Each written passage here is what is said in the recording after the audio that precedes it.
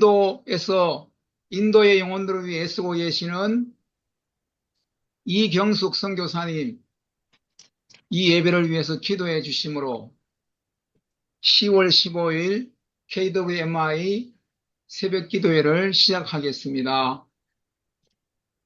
온 우주 만물의 창조주가 되시는 하나님 아버지, 절실의 아름다운 가을을 주시고 우리 모두에게 새 생명 허락하여 주심을 감사드립니다. 주의 명령 따라 세계 열방에 흩어져 주의 일을 감당하는 주의 종들이 한 마음으로 삼위일체 하나님께 예배를 드릴 때 진실과 전심으로 속사람으로 드릴 수 있는 은혜를 허락하여 주시옵소서.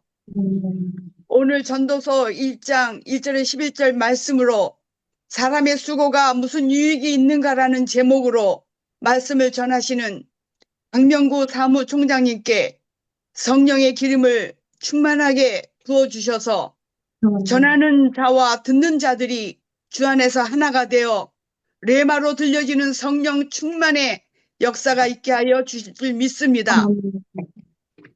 피조물인 인간의 이 세상의 삶을 바로 깨닫게 하시는 은혜로 하나님의 시간표로 때를 분별하여 주님 재림을 준비하는 하늘의 지혜자로 살게 하셔서 하나님께 영광 올려드리는 참 그리스도인 되게 하소서. 그리하여 다른 세대가 아닌 다음 세대를 예수 그리스도의 제자를 세워가는 하나님의 사람들로 살아가게 하시옵소서. 또한 우리 대한민국이 마지막 때에 주님께 귀하게 쓰임받는 나라가 될 수 있도록 돌아오는 10월 27일 한국교회 연합예배가 미스바 회개운동으로 시작될 수 있도록 성령님 강력하게 역사하여 주실 줄 믿고 선포합니다. 이 일을 위해 이름 없이 빛도 없이 수고하는 주의 전사들을 기억하여 주시고 힘을 더하여 주시옵소서. 또한 많은 선교사님들이 육신의 질고와 여러 가지 마음의 아픔을 겪고 있는 고난들을 영원한 본향을 바라보며 소망으로 이겨낼 수 있는 은혜와 사랑을 더하여 주시옵소서. 예배를 위하여 헌신하는 모든 주의 종들을 축복하여 주시고 우리의 예배를 기쁘게 받아 주시옵소서. 예수 그리스도의 이름으로 감사기도 드립니다. 아멘. 아멘. 이제 오늘 설교하시게 될 본문 말씀을 제가 대신 봉독하겠습니다. 전도서 1장 1절부터 11절 말씀입니다. 다윗의 아들 예루살렘 왕 전도자의 말씀이라. 전도자가 이르되 헛되고 헛되며 헛되고 헛되니 모든 것이 헛되도다. 해 아래에서 수고하는 모든 수고가 사람에게 무엇이 유익한가? 한 세대는 가고 한 세대는 오되 땅은 영원히 있도다. 해는 뜨고 해는 지되 그 떴던 곳으로 빨리 돌아가고 바람은 남으로 불다가 북으로 돌아가며 이리 돌며 저리 돌아 바람은 그 불던 곳으로 돌아가고 모든 강물은 다 바다로 흐르되 바다를 채우지 못하며 강물은 어느 곳으로 흐르든지 그리로 연하여 흐르느니라. 모든 만물이 피곤하다는 것을 사람이 말로 다 말할 수는 없나니 눈은 보아도 족함이 없고 귀는 들어도 가득 차지 아니하도다. 이미 있던 것이 후에 다시 있겠고 이미 한 일을 후에 다시 할지라. 해하려는 새 것이 없나니 무엇을 가리켜 이르기를 보라 이것이 새 것이라 할 것이 있으랴. 우리가 있기 오래전 세대들에도 이미 있었느니라. 이전 세대들이 기억됨이 없으니 장래 세대도 그 세대들과 함께 기억됨이 없으리라. 아멘. 이제 오늘 특송 하나님 앞 올려드리겠습니다.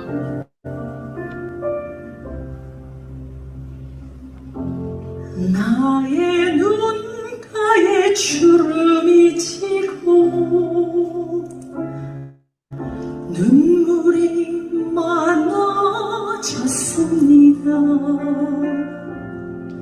잠시 눈 감고 뜬 것 같은데 어느새 여기 있습니다. 가슴 아픈 날도 많았었고 기쁜 날도 있었습니다. 짧은 여정을 뒤돌아보니 하나님의 은혜입니다. 지금까지 나의 여정을 모두 하나님의 은혜로 지금까지 나의 모든 여정 인도하셨네. 나의 남은 모든 여정 모두 하나님께 맡기리라. 나의 모든 삶 마치는 날까지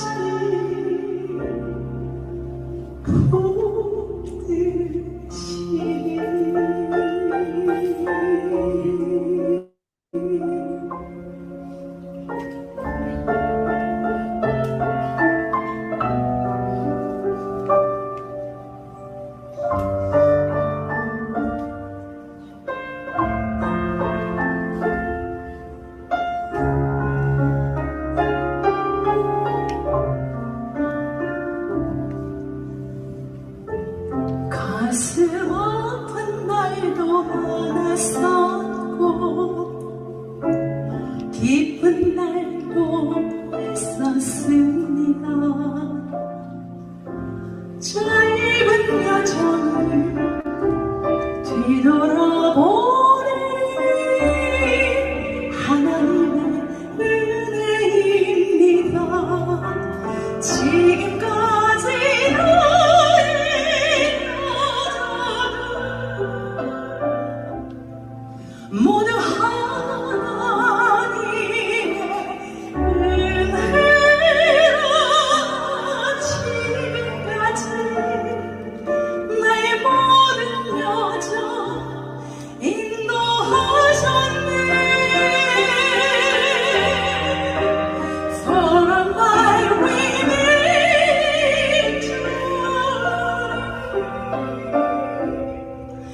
I will trust in true heart until the day my life comes to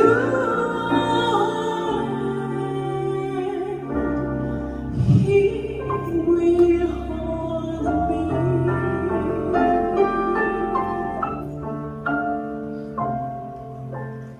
Until the day my life comes to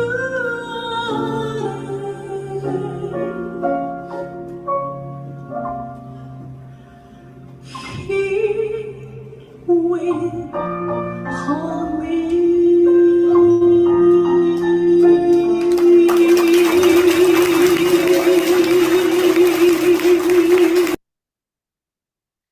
김원혜 목사님 귀한 찬양 감사드립니다. 이제 사람의 수고가 무슨 유익이 있는가라는 제목으로 드림이 재단 사무총장님이시며 드림이 학교 교장님으로 봉사하고 계시는 우리 강명구 사무총장님, 이제 하나님의 말씀을 증거해 줄 때 저와 우리 모두에게 큰 은혜 시간이 될 줄 믿습니다. 감사합니다.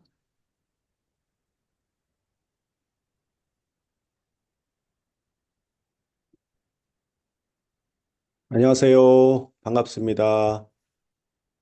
제가 화면을 좀 공유하고 시작하겠습니다.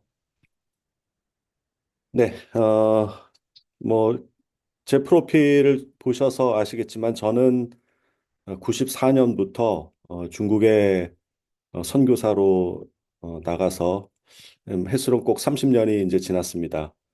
2018년도에 다시 이제 한국에 들어오게 되었고요. 드림이 재단을 만나서 드림이 학교를 같이 시작을 해서 지금 6년째 드림이 학교를 운영을 하고 있습니다. 오늘 말씀은 전도서는 당시 제가 24살이었는데 대학을 졸업하고 선교사로 가야 할 때 하나님의 부름을 받았는데 그게 확신이 서지 않았어요. 그래서 많은 고민을 하고 그러는 가운데 전도서 말씀을 읽으면서 아마 그 마음을 좀 다지지 않았나 그렇게 생각이 됩니다. 그래서 그 이후로도 사역에 집중을 할 때마다 다시 전도서를 보면 좀 브레이크를 밟아줄 수 있는 그런 말씀들이 있고요.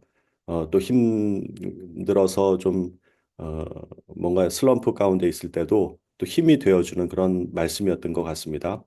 그래서 오늘 여기 세계 곳곳에서 이렇게 선교사로 나가셔서 복음을 전하시고 하나님의 나라를 확장하시는 우리 선교사님들과 함께 이 말씀을 좀 나눠보려고 합니다.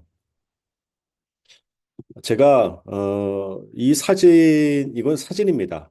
사진을 보았을 때 이게 뭐지? 하는 그런 생각을 했던 사진이에요. 근데 이 설명을 보면서 한참 이 사진을 보면서 아, 이건 참 의미 있는 사진이다. 이렇게 느꼈던 사진입니다.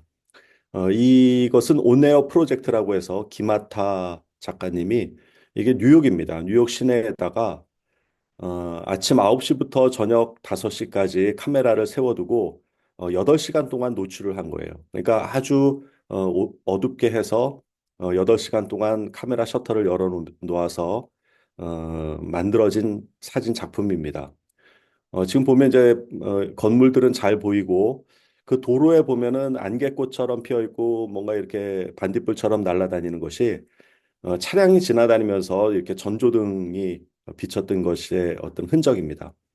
그리고 이 신호등 앞에는 아마 수많은 사람들이 지나다녔을 거예요.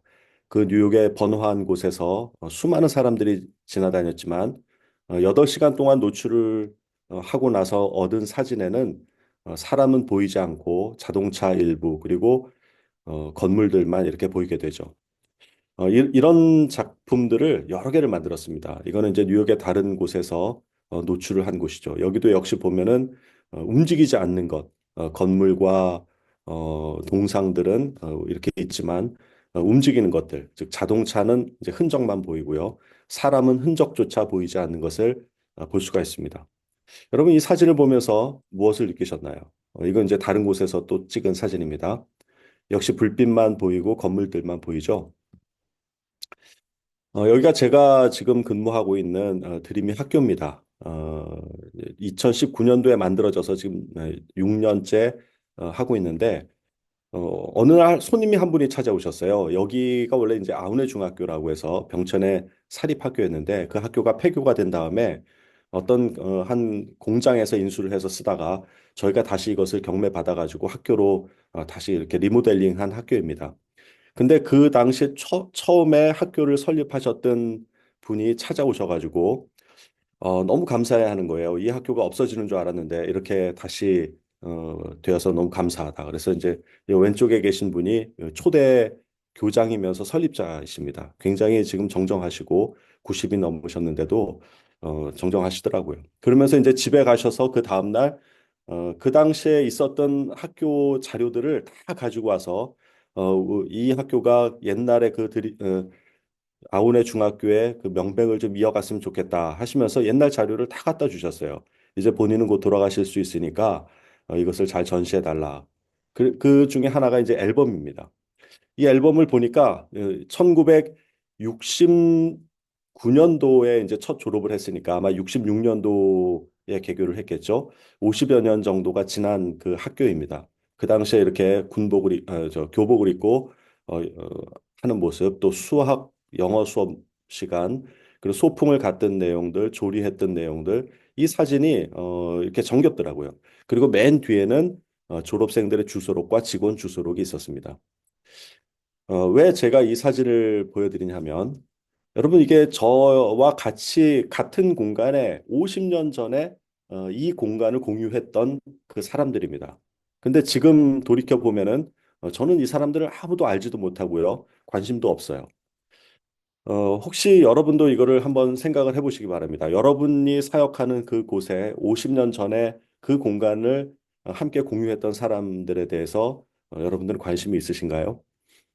그렇다면 이렇게도 질문을 해볼 수가 있습니다. 50년 후에 이 자리에 이 공간을 공유하는 사람들은 과연 그 당시에 50년 전에 우리를 기억을 하고 있을까요? 아니면 관심이라도 가지고 있을까요?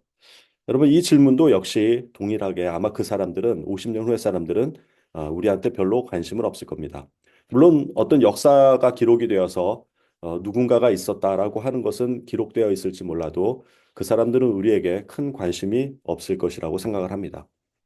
여러분, 여기에 이렇게 이 장면에 100년간 카메라를 노출하고 켜놓았다면 100년 동안 노출을 하고 얻은 그 사진 속에는 뭐가 있을까요?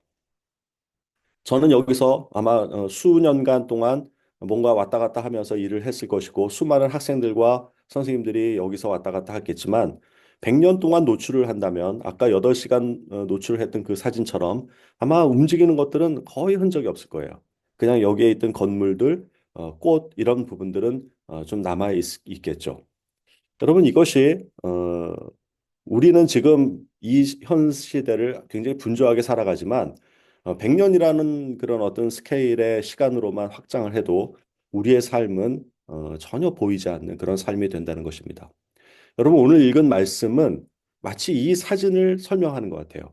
그 기마타 작가님께서 뉴욕에다 세워놓은 그 사진을 옛날에 이 언어로 설명한 것이 아닌가 그런 생각이 들었습니다. 한번 다시 읽어보겠습니다. 3절에 보면 해 아래서 수고하는 모든 수고가 사람에게 무엇이 유익한가? 여러분 우리가 한 세대를 거쳐가지고 어떤 사람들은 어느 나라에 가서 학교도 짓고 교회도 짓고 신학교도 짓고 수많은 제자를 키우고 하는 그런 삶을 살았을 것입니다. 이것이 어떻게 보면 우리의 열매이고 우리가 살아가는 어떤 중요한 가치죠. 근데 성경 말씀에 이렇게 기록이 되어 있어요. 해 아래에서 수고하는 모든 수고가 사람에게 무슨 유익인가? 여러분 아침부터 일어나서 저녁까지 얼마나 많은 선교사님들이 수고를 많이 합니까? 그리고 또 어떨 때는 그런 생각도 하죠. 하나님 내가 이렇게 수고하는데 왜 이런 것들은 도와주지 않습니까? 하면서 푸념할 때도 있고요. 또 어떨 때는 너무나도 기쁜 일이 있어서 하나님께 감사한 적도 있을 것입니다. 4절에 보면 한 세대는 가고 한 세대는 오되 땅은 영원히 있도다. 해는 뜨고 해는 지되 그 떴던 곳으로 빨리 돌아가고 바람은 남으로 불다가 북으로 돌아가며 이리 돌며 저리 돌아 바람은 그 불던 곳으로 돌아가고 모든 강물은 다 바다로 흐르되 바다를 채우지 못하며 강물은 어느 곳으로 흐르든지 그리로 연하여 흐르느니라. 모든 만물이 피곤하다는 것을 사람이 말로 다 할 수는 없나니 눈은 보아도 족함이 없고 귀는 들어도 가득 차지 아니하도다. 이미 있었던 것이 후에 다시 있겠고 이미 한 일을 후에 다시 할지라 해 아래에는 새 것이 없나니 무엇을 가리켜 이르기를 보라 이것이 새 것이라 할 것이 있으랴 우리가 있기 오래 전 세대들도 이미 있었느니라. 여러분 이 말씀을 읽으면 우리가 지금 사역하고 있는 것을 한번 좀 돌아볼 수 있는 그런 시간입니다. 그러면서 11절에 이렇게 말씀하셔요.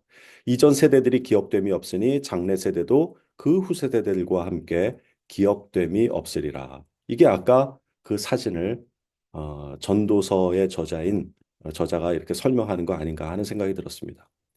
여러분 우리가 이 전도서 오늘 아침에 이것뿐만 아니라 전도서가 가지고 있는 그런 의미가 무엇인지를 한번 쭉 읽어보려고 합니다.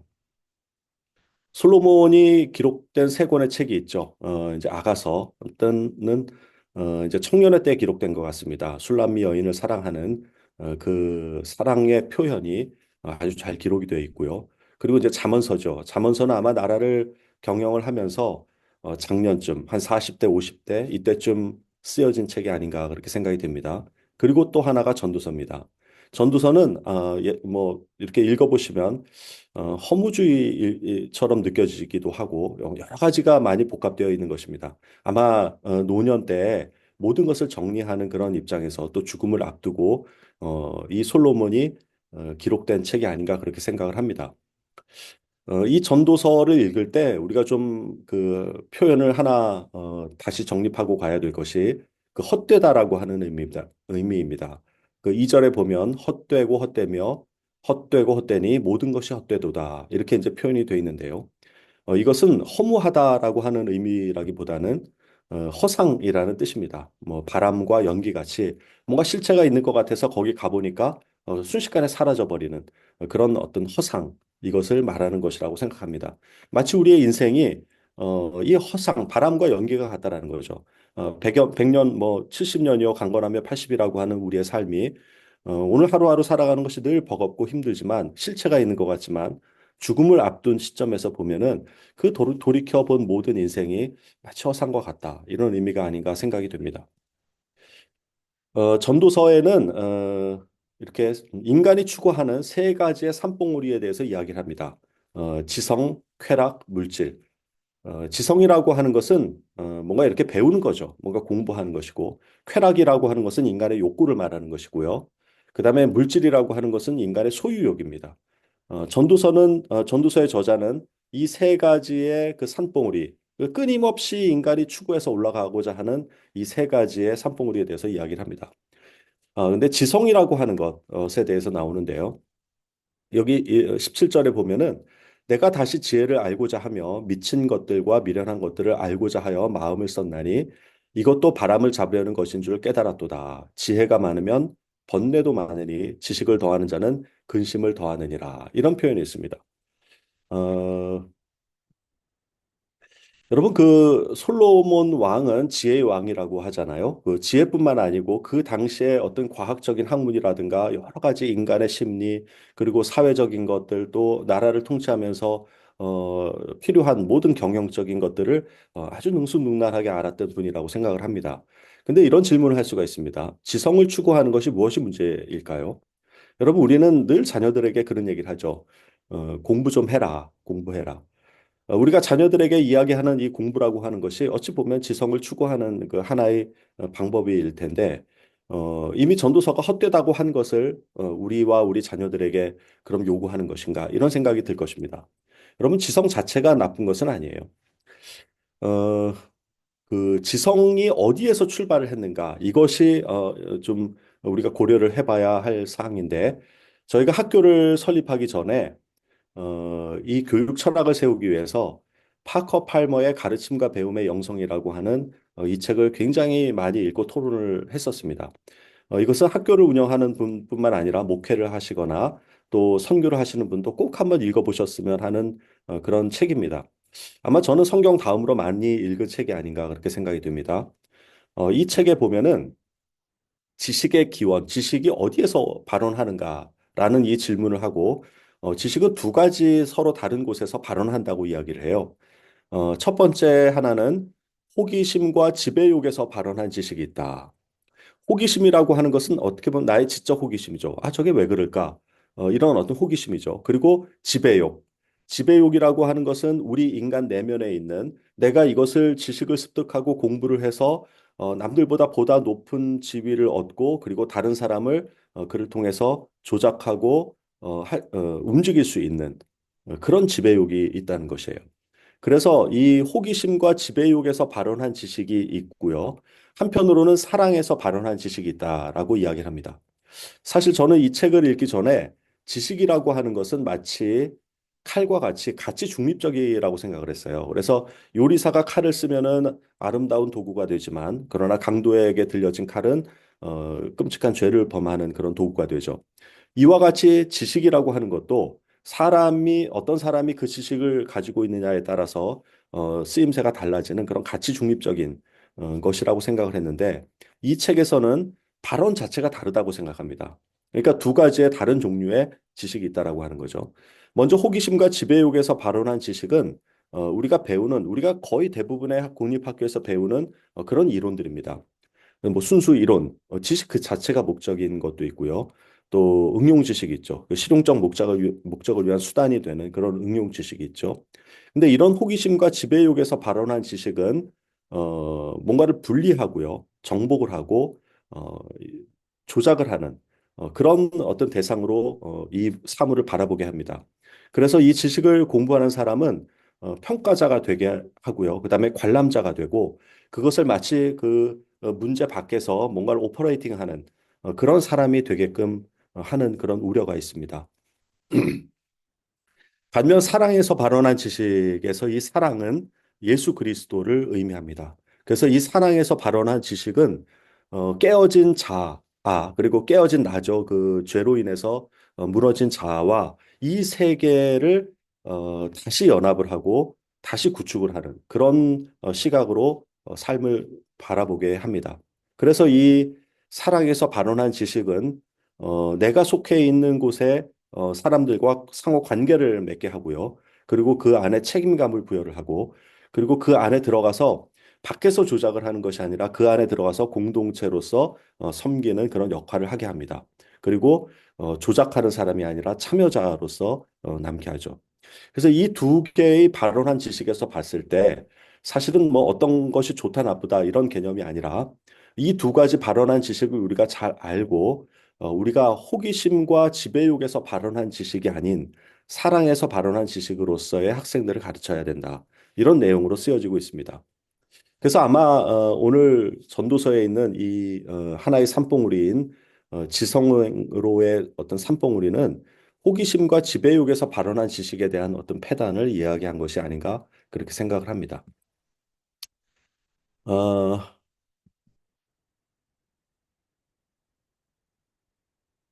두 번째는 쾌락입니다. 인간의 어떤 욕구를 이야기하는 것이죠. 전도서 2장에 보면은 나는 내 마음에 이르기를 자 내가 시험 삼아 너를 즐겁게 하리라. 내가 나를 즐겁게 한다라는 의미예요. 너는 낙을 누리라 하였으나 보라 이것도 헛되도다.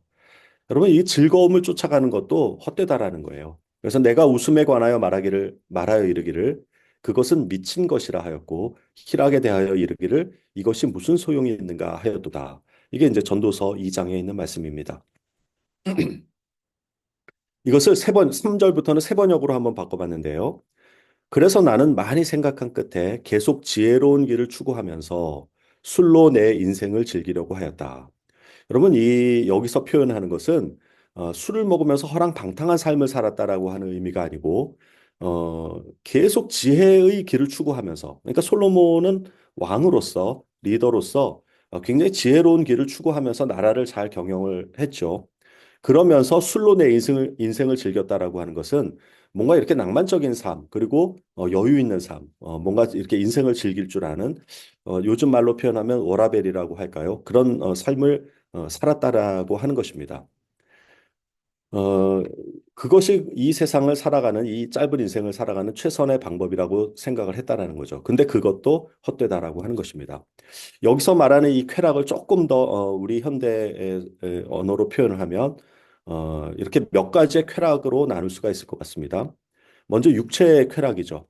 뭐 조금 좀 육체 쾌락을 극단적으로 쫓는 사람들은 뭐 알코올 중독이 되기도 하고 또 성적인 쾌락을 추구하다가 성 중독이 되기도 하고요. 지식의 쾌락을 추구하는 또 사람들이 있습니다. 이것은 아까 이야기한 것처럼 호기심과 지배욕에 의한 지식. 내가 이것을 열심히 공부해서 나의 궁금증을 해결하고 그리고 내가 다른 사람들보다 더 많은 어떤 그런 지식을 얻어서 높은 자리에서 그것을 다른 사람을 조정하려고 하는 그 욕심으로 이렇게 지식을 습득하는 쾌락이 있을 것이고요. 또 하나, 이게 이제 선행의 쾌락이 있는데 앞에 두 개의 쾌락하고는 좀 다릅니다. 선행의 쾌락은 선행과 자기의가 나에게 주는 쾌락이 있어요. 이게 아마 이제 종교인들 혹은 우리가 뭐 선교사님들도 그런 거가 될 수 있겠죠. 내가 하는 일이 나에게 이 쾌락을 줍니다. 이 선교 사역, 하나님이 나에게 부여한 사명, 이것이 뭔가 이렇게 하나님의 어떤 그 큰 경륜과 섭리 가운데 진행되는 게 아니라 이것이 나의 의가 되고 또 내가 하는 것이 나의 어떤 그 가치를 부여한다고 생각하는 이런 하나의 쾌락이 될 수가 있죠.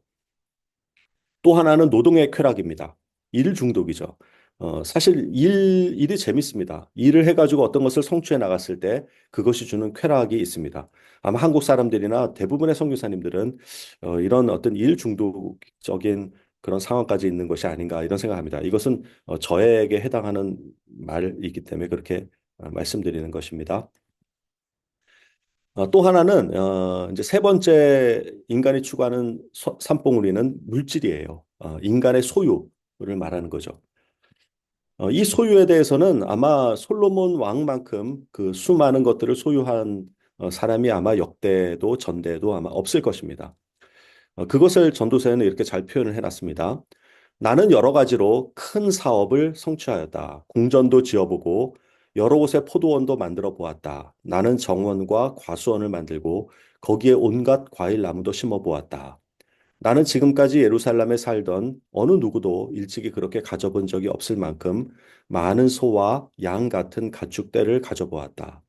은과 금, 임금들이 가지고 있던 여러 나라의 보물도 모아보았으며 남녀 가수들도 거느려 보았고 남자들이 좋아하는 처첩도 많이 거느려 보았다. 여러분 이거 여기서 표현한 것처럼 어, 정말 인류의 역대 가장 많은 것들을 소유한 그런 왕이 아니었나. 10절에 보면 원하는 것을 나는 다 얻었다. 이렇게 표현을 하고 있습니다. 누리고 싶은 낙은 무엇이든지 삼가지 않았다. 나는 하는 일마다 다 자랑스러웠다. 이것은 내가 수고하여 얻은 나의 몫인 셈이다. 라고 이렇게 표현을 하고 있습니다. 여러분, 그러나 이 소유라고 하는 것이 결국 어떤 인생의 종말을 가져오는지는 여러분도 잘 알고 계실 겁니다. 물론 그 소유 자체가 잘못된 것은 아니에요. 그 물질을 추구하는 그 마음, 욕심, 이것을 이야기하는 것입니다. 여러분 미중 수교가 시작이 되었을 때 이거 있었던 일입니다. 미국에 있는 아이비리그의 몇몇 학교의 연합을 해서 중국으로 가서 중국의 우수한 인재를 확보하기 위해서 이제 중국에 가서 면접을 보는 그 대학들이 연합해서 면접을 보는 일이 있었습니다. 굉장히 많은 중국의 우수한 인재들이 모였겠죠. 그때 냈던 질문 중에 하나입니다. 만약에 당신에게 100만 불이 생기면 어떻게 하시겠습니까? 이 질문을 던졌어요. 근데 거의 모든 학생들이 좋은 차를 사겠다, 좋은 집을 사겠다, 세계 여행을 다니겠다, 그리고 남는 건 엄마한테 주겠다. 이런 패턴을 보였다고 합니다. 여러분 미국의 아이비리그급 되는 그 입학 사정관들이 그 학생들을 모집을 했을까요? 아마 공부는 잘했을 거예요. 어떤 뭐 수학적인 능력이라든가 뭔가 문제 해결 능력은 뛰어났을 수 있으나 우수한 학생들이 미국에 있는 학교에서 공부를 한 다음에 분명 리더가 될 터인데 아마 그들에게는 분명히 100만 불이라고 하는 돈이 어렵지 않게 생길 수가 있을 거예요. 그러면 그 돈을 어떻게 사용할지에 대해서 한 번도 생각한 적이 없다라는 거죠. 누구나 100만 불이 생기면 차 사고 집 사고 여행하고 남는 것들 어떻게 하겠다라고 하는 것은 어느 누구도 똑같이 얘기할 수 있는 것입니다. 그러니까 돈에 대한 어떤 가치관이 없이 추구할 때 자기의 욕심을 채울 수밖에 없다라는 것입니다. 여러분 그리고 이 그 전도서 솔로몬 왕이 이렇게 얘기를 하죠. 그 후에 내가 생각해 본즉 내 손으로 성취한 모든 일과 내가 이루려고 애쓴 나의 수고를 돌이켜 보니 참으로 세상 모든 것이 헛되고 바람을 잡으려는 것과 같고 아무런 보람도 없는 것이로다. 여러분 이렇게 많은 것들을 이룬 그 솔로몬 왕도 이 모든 것이 바람을 잡으려는 것 같다. 아무런 보람이 없다. 이렇게 이제 인생을 평가를 합니다. 이건 저는 성취 후 좌절이지 않나 이런 생각을 해봤습니다. 아마 이 말씀을 듣는 선교사님들도 이런 것들을 경험을 하셨을 거예요. 내가 뭔가 어, 전혀 낯선 그 나라에 가서 뭔가 학교를 세우고 교회를 세우고 하나님이 우리에게 주신 그 사명을 이루기 위해서 뭔가를 막 열심히 했어요. 2, 30년 동안 이루다 보니까 뭔가 성취도 했을 거라고 생각을 합니다. 근데 한편 어떤 면에서 보면은 과연 이 성취를 해놓고 보니까 이게 맞는 건가? 하나님이 정말 나에게 이것을 주신 것을 이룬 것이 맞는가? 이런 어떤 좌절감도 있을 거예요. 저는 이런 일이 몇 차례 있었습니다. 제가 제 인생을 들여서, 나 정말 나의 모든 것을 한번 들여보자. 그리고, 선교지에 나가서, 정말 10여 년 동안 쌓아놨던 그 모든 것들을 다 잃어버리고 한국에 돌아왔을 때, 이 과연 정말 이게 맞는 건가? 그리고 내가 이렇게 살았던 것이 맞는 건가 하는 그런 어떤 좌절감들을 상당히 많이 느꼈습니다. 그리고 다시 그때부터 이 하나님께서 나에게 주신 사명이 무엇인지를 진지하게 생각을 해보고 하나님의 말씀대로 사는 것이 무엇인가를 고민한 적이 있습니다. 아마 이 전도서의 저자도 그런 것들을 느끼지 않았나 하는 생각입니다. 어, 지혜 있는 사람에게나 어리석은 사람에게나 똑같은 운명이 똑같이 닥친다는 것도 알고 있다. 그러니까 지혜 있는 사람이나 어리석은 사람이 그 운명이 동일하다라는 거예요. 이것은 아마 죽음을 앞두고 쓴 글이 아닌가 하는 생각이 듭니다. 여기 보면 16절에 보면 슬기로운 사람도 죽고 어리석은 사람도 죽는다. 여러분, 이 죽음을 앞둔 사람은 정말 자기가 무엇을 성취를 했는지, 무엇을 얻었는지, 어떤 쾌락을 누렸는지 그것이 그냥 하나의 연기처럼 사라질 것이고 결국 어리석다고 평가했던 사람들도 나와 동일하게 죽는 것을 보면서 과연 이것이 어떤 나에게 가지고 있는 의미가 무엇인지를 심각하게 생각했다고 저는 보고 있습니다. 자, 18절에 보면 세상에서 내가 수고하여 이루어 놓은 모든 것을 내 뒤에 올 사람에게 물려줄 일을 생각하면 억울하기 그지없다. 이 나라를 이루고 뭔가 참 거대한 것들을 이루어 놨는데 이것을 물려받을 다음 사람, 뭐 아들일 수가 있겠죠. 아들일 수도 있고, 그 당시에는 이제 아들이 되겠죠. 근데 그 아들이 이 나라를, 이것을 이루어 놓은 이것들을 잘 경영할 수 없으리라는 확신이 들었을 때, 여러분, 그 아버지의 마음은 어떨 것 같아요? 실제로 이제 그런 일이 일어나죠. 그 뒤에 올 그 사람이 슬기로운 사람일지, 어리석은 사람일지, 누가 안단 말인가? 그러면서도 세상에서 내가 수고를 마다하지 않고 지혜를 다해서 이루어 놓은 모든 것을 그에게 물려주어 맡겨야 하다니, 이 수고도 헛되다. 여러분, 이거는, 선교사님들한테도 이 고민이 많이 있어요. 교육 선교를 하다 보니까 학교도 세우고 교회도 세운 그 많은 선교사님들이 이제 뭐 은퇴를 하거나 뭐 어떤 형태로든 그것을 누군가에 물려줘야 되는 그런 상황에서 아마 이 고민들을 많이 하시는 것 같아요. 어, 그래서 심지어는 현지인이 그 모든 자산을 다 넘겨받아서 뭐 팔아버리고 이렇게 하는 그런 선교사님도 봤고요. 이것이 이제 내가 이루어놓은 그 하나님의 사역을 잘 이어받지 못해서 어떤 그런 고민하고 있는 선교사님도 많이 보았습니다. 내 다음 세대가 누가 올지 모르기 때문에 내가 해놨던 그 2, 30년의 그 수고마저도 그것이 아무리 잘 되었다고 하더라도 돌이켜 보면은 그것이 헛된 것이라고 이렇게 고백할 수밖에 없는 것이죠. 자, 그래서 이제 전도자가 깨달은 것이 있습니다. 사람에게는 먹고 마시는 것, 자기가 하는 수고에서 스스로 보람을 느끼는 것, 이보다 더 좋은 것은 없다. 알고 보니 이것도 하나님이 주시는 것. 그분께서 주시지 않고서야 누가 먹을 수 있으며 누가 즐길 수 있겠는가. 이렇게 이제 고백을 하죠. 여러분, 그 물질이라고 하는 것은, 이 쾌락이라고 하는 것은 또 지식이라고 하는 것. 이 전도서에서 이 인간이 추구하고자 하는 그 세 가지 봉우리는 무슨 의미가 있을까? 저는 이런 생각을 많이 해봤습니다. 일단 물질로 그 대표를 한다고 하면은 그것을 이 하나의 시로 굉장히 잘 표현해 놓은 시가 있습니다. 여기 한번 봄의 정원이라고 하는 시를 같이 읽어보도록 하겠습니다. 봄의 정원으로 오세요. 꽃과 촛불과 포도주가 있어요. 당신이 안 오신다면 이런 것들이 다 무슨 의미가 있겠어요? 또 당신이 오신다면 이런 것들이 무슨 의미가 있겠어요? 이 짧은 의미에 이 사람이 물질에 대한 의미가 무엇인지를 아주 함축적으로 표현되어 있어요. 여러분, 이 시를 설명하면은 이렇게 재미가 없어집니다. 그냥 이것이 그냥 탁 느껴져야 돼요. 한 여인이 있습니다. 이 여인이 한 20대 아주 아리따운 그 여인이에요. 아마 어떤 멋진 남자와 결혼을 약속을 한 것 같습니다. 근데 막 전쟁이 일어나가지고 군대 징집이 되어서 이 약혼자가 멀리 떠났다고 생각을 해봅시다. 그때는 삐삐도 없고 핸드폰도 없고 뭐 전보도 쉽게 올 수가 없는 그런 상황이에요. 그래서 당신이 돌아온다면 우리 결혼을 합시다라는 그런 어떤 약속을 했다고 생각을 해봅시다. 몇 년이 흘렀어요. 그래서 언제 만나기로 한 그 날이 다가오고 있습니다. 그래서 이 여인은 그 약혼자를 기다리면서 꽃이 만발한 그 정원에 준비를 하고 있습니다. 그 안에 포도주도 있고요, 촛불도 켜놓고 또 꽃으로 장식을 해서 약혼자가 오는 것을 기다리고 있죠.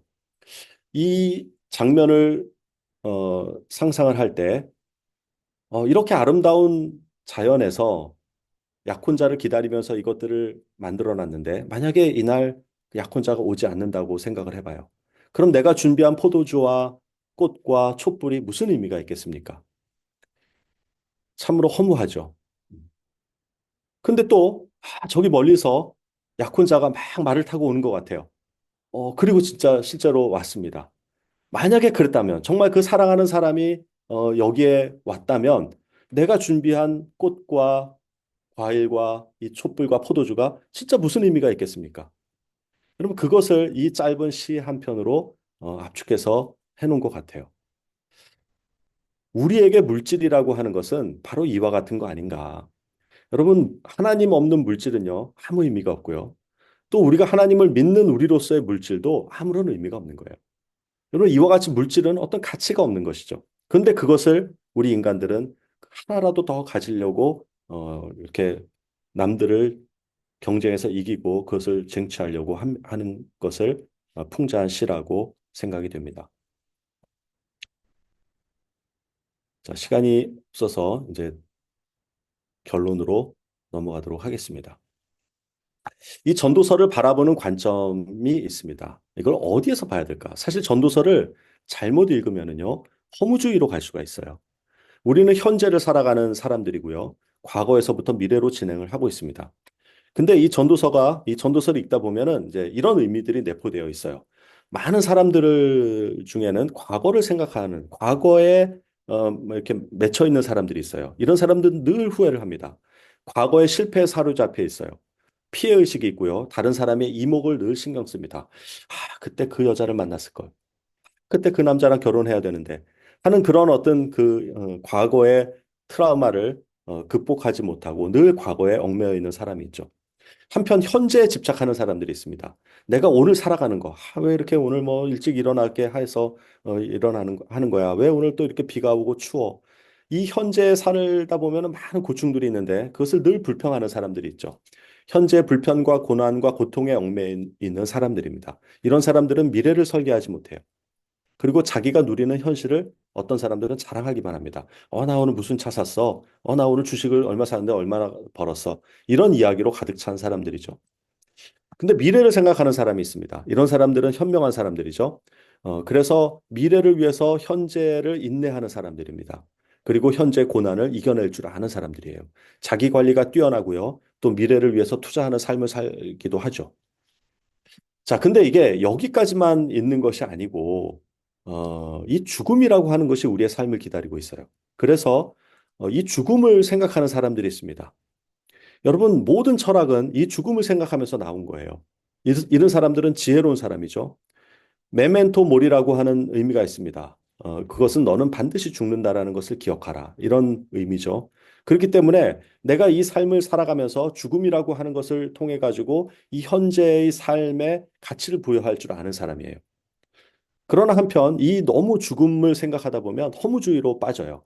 뭐 어차피 죽을 건데 죽으면 모든 게 끝인데 하고 그렇게 하는 경우가 있습니다. 전도서를 잘못 읽다 보면은 마치 이 허무주의가 될 가능성이 있어요.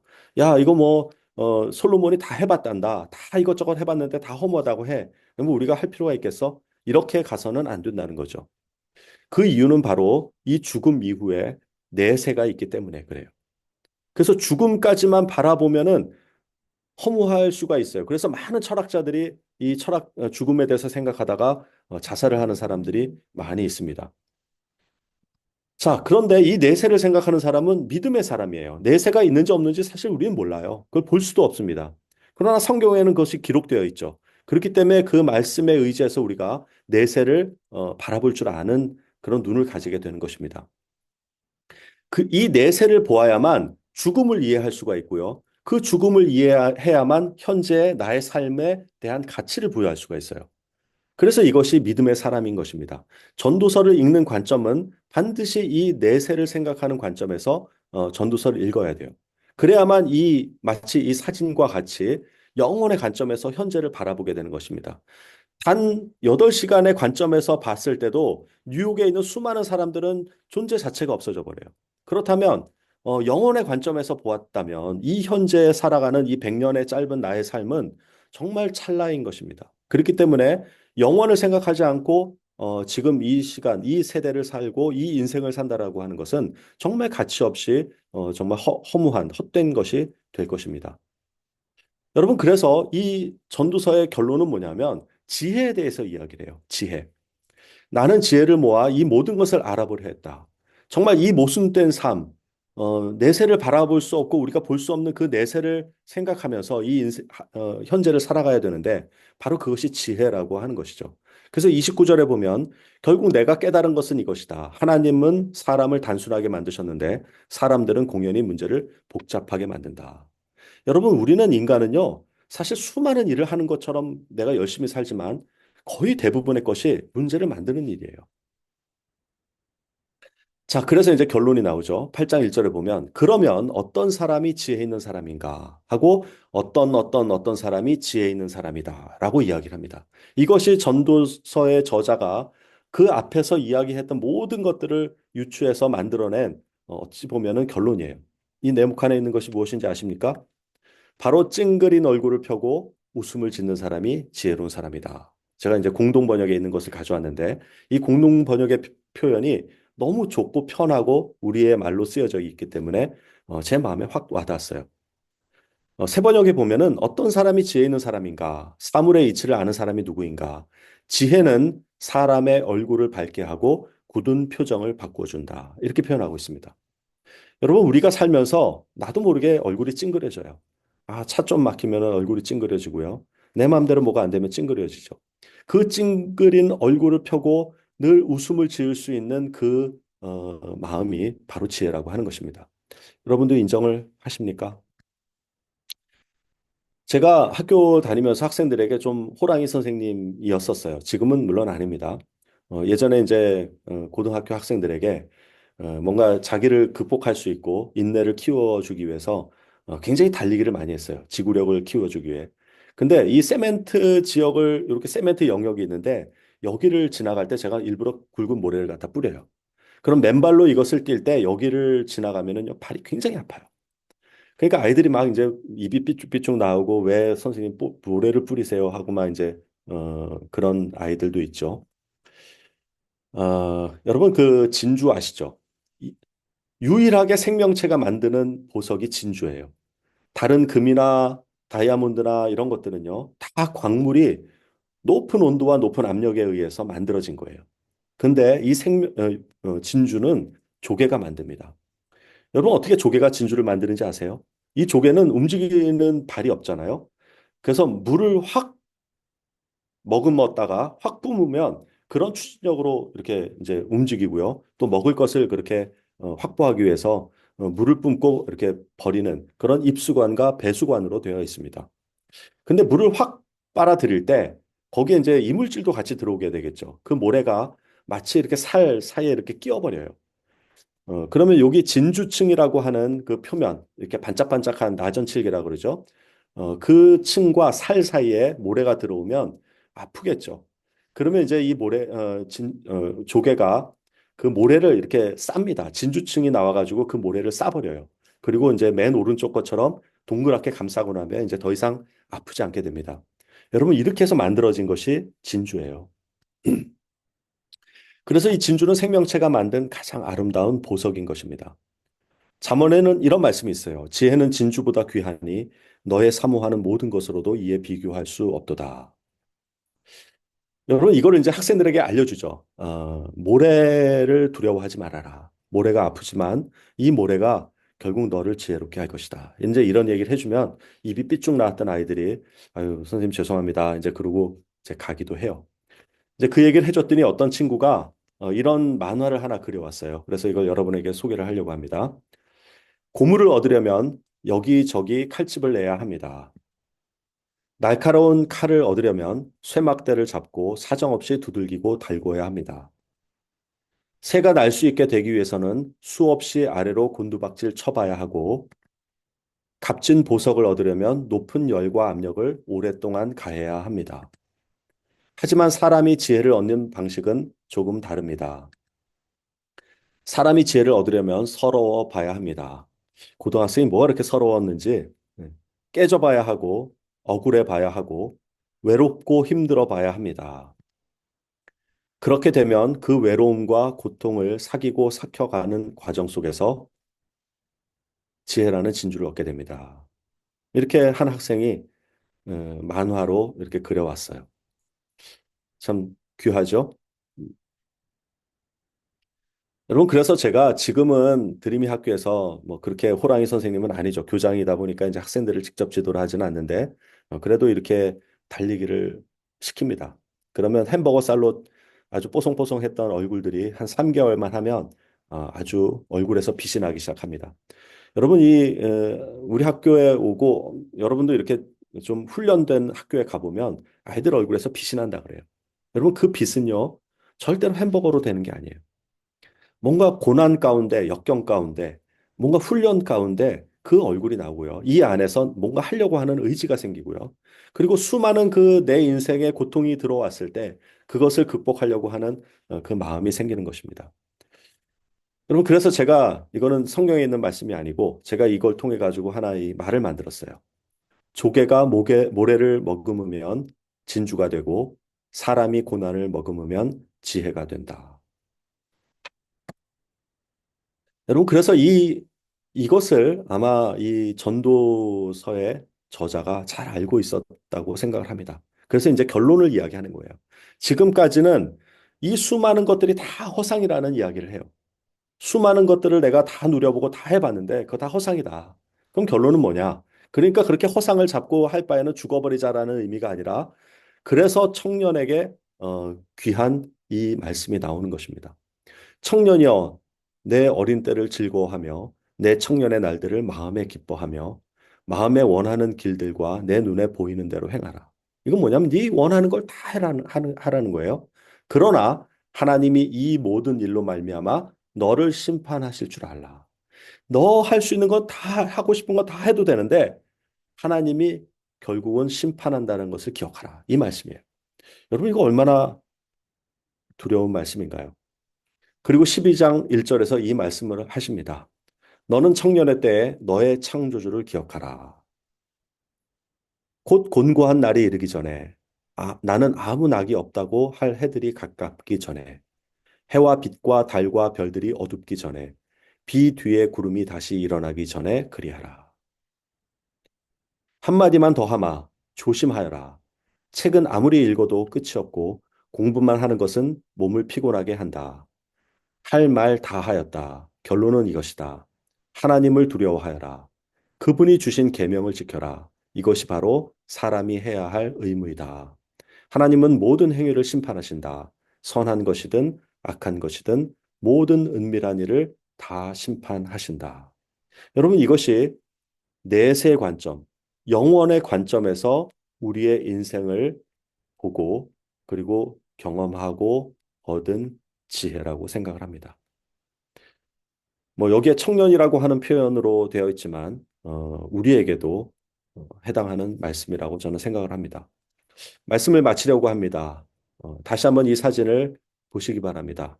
혹시 가능하시다면 핸드폰으로 찍어서 바탕화면으로 한번 두셔도 좋을 것 같아요. 저는 이 사진을 늘 가까이 보고 있습니다. 왜냐하면 저는 사라질 사람이라는 거예요.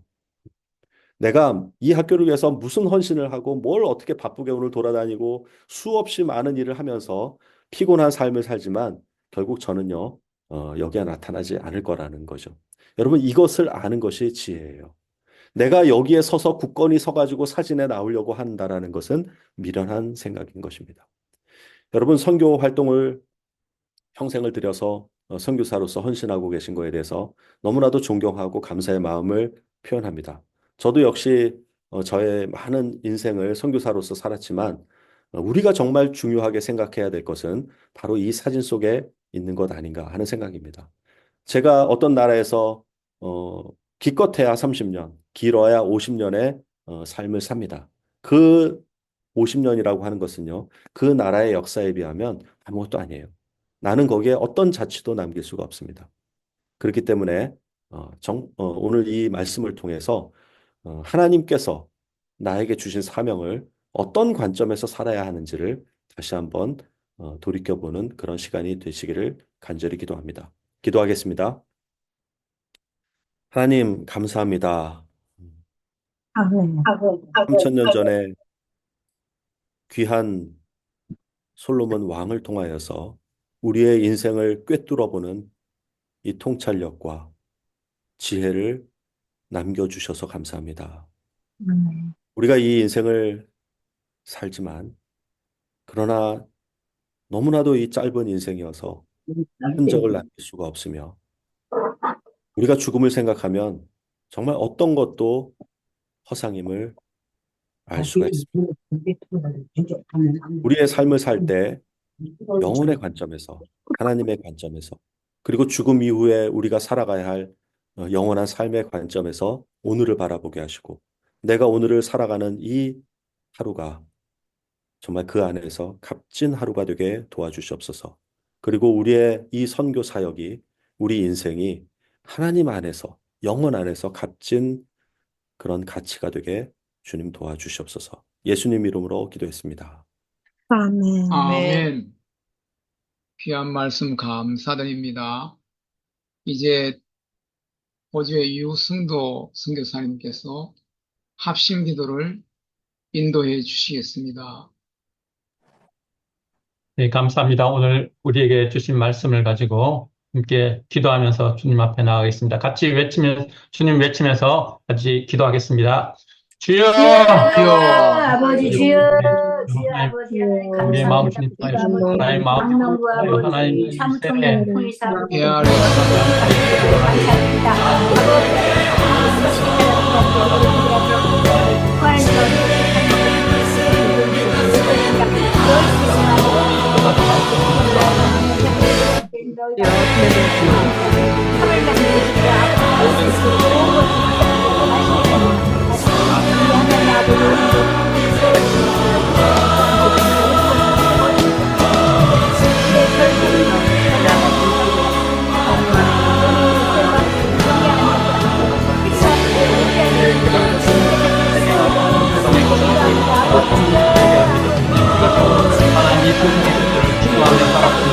모든 자들 앞에 내어놓고 되게 하는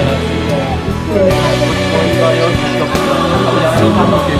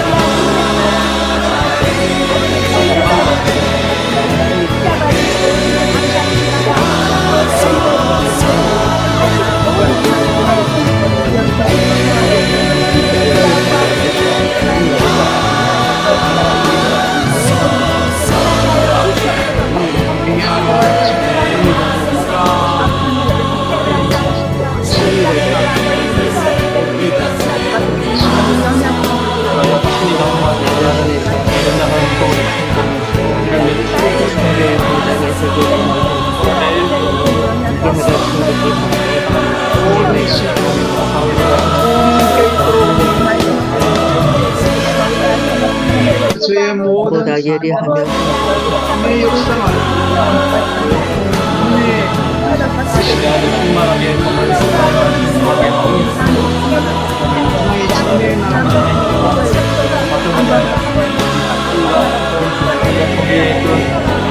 내 영광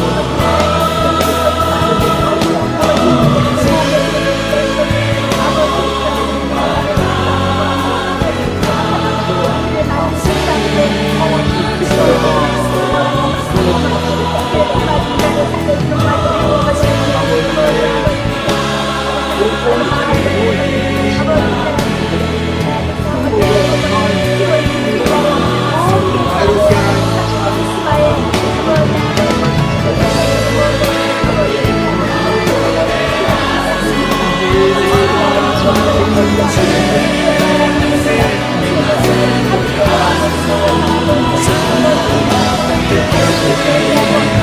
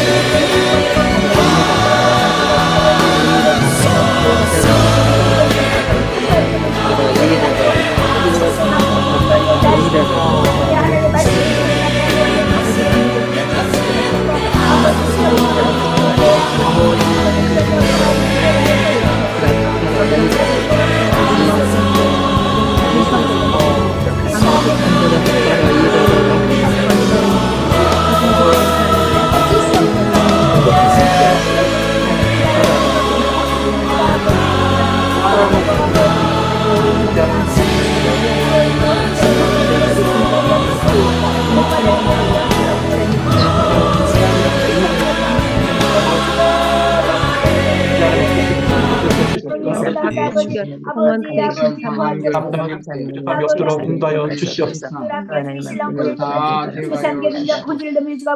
아버지 감사합니다. 아버지 이루실 줄 믿습니다. 아버지 우리 기도 응답하시는 이제 윤영성 목사님께서 마침 기도 및 축도를 해주심으로 새벽 기도회를 마치도록 하겠습니다. 천지를 창조하신 하나님, 남자와 여자로 축복하신 하나님, 사탄의 강교함에 맞서 싸워야 할 시기가 왔습니다. 먼저 한국교회 200만 성도들의 눈물의 해결을 받아주시옵소서. 아멘. 아무 희망이 없었던 땅에 선교사님들이 이 땅을 보내주셔서 가슴을 찢는 해결을 통해 평양 대각성 부흥의 기적을 보았습니다. 네. 10월 27일 한국교회 200만 성도들의 예배를 받아주옵시고 서울 대각성 운동이 시작될 수 있도록 축복하여 주옵시고 아멘. 다시 부흥의 길을 열어 주시옵소서. 아멘. 한국 사회 문제를 한국 교회가 답할 수 있도록 능력 주옵시고 아멘. 축복하여 주옵시기를 간절히 원하옵나이다. 아멘. 지금은 죄와 죽음에서 우리를 구원하시는 예수 그리스도의 은혜와 하늘과 땅을 지으시고 지금도 통치하시는 무한하신 하나님의 사랑과 성령의 감화 감동하심과 교통하심이 전 세계 곳곳에서 이 시간도 함께 기도하는 주의 종들에게 이제로부터 영원히 함께 하심을 간절히 축원하옵나이다. 아멘. 아멘. 이제 KWMI 부회장으로 섬기시는 신봉수 목사님께서 광고 말씀 전해주시고 또 광고가 끝난 다음에는 심우탁 선교사님께서 대담을 이끌어 주시겠습니다. 고맙습니다. 할렐루야. 광고 말씀 드리겠습니다. 오늘 은혜의 말씀을 전해주신 우리 강명구 사무총장님께 감사드리고 오늘 또 수고하신 우리 선교사님들에게도 감사를 드립니다. 예배 후에는 우리 윤영성 목사님께서 2부 대담이 있겠습니다. 새벽 예배를 위한 좋은 강사님을 여러분들이 좀 추천해 주셔서 이제 더 훌륭하시고 좋은 강사님들이 우리 KWMI 강의할 수 있도록 섭외부에 오주현창 선교사님께 연락을 주시면 감사하겠습니다. 예배 순서를 맡으신 분들은 6시 40분까지 입장해 주시면 감사하겠습니다. 오늘 새벽 예배 설교를 다시 듣기 원하시는 분은 우리 KWMI 유튜브 채널에서 다시 들을 수 있습니다. 24시 기도 제목도 유튜브에서 실시간 업로드되고 하고 있으니 여러분 참고하시기를 바랍니다. 다음 넘겨주시기 바랍니다. 예. 오늘 강명구 우리 사무총장님께서 말씀 전해주셨고요. 내일은 민호기 목사님, 그리고 목요일은 심진구 목사님, 금요일은 김차용 선교사님께서 말씀 전해주시겠습니다. 어저께는 북한 24시 중보기도회는 아프리카 대륙 선교 기도를 위해서 우리 선교사님이 기도해 주시면 감사하겠습니다. 다음 넘겨주시죠.